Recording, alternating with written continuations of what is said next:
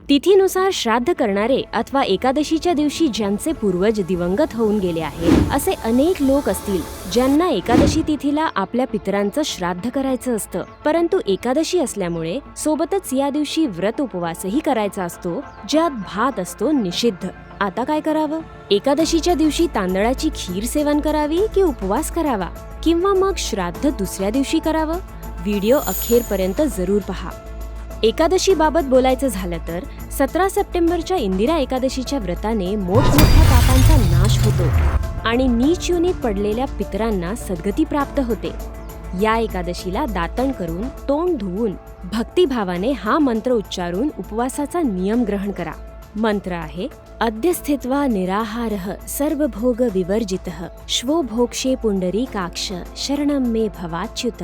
अर्थात, कमलनयन भगवान नारायण, आज मी सर्व भोगांपासून दूर राहून निराहार राहीन आणि दुसऱ्या दिवशी भोजन करीन. अच्युत, तुम्ही मला शरण द्या. एकादशीच्या महात्म्य पठण आणि श्रवणाने मनुष्य सर्वच पापांमधून मुक्त होऊन जातो.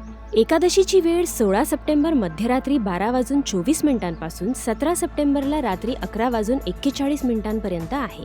इंग्रजी कॅलेंडरप्रमाणे 17 सप्टेंबर 12:24 AM ते रात्री 11:41 PM पर्यंत. आणि व्रत उपवास तसंच श्राद्ध 17 सप्टेंबरलाच करायचं आहे. या काळात तांदळाचं सेवन वर्ज्य आहे.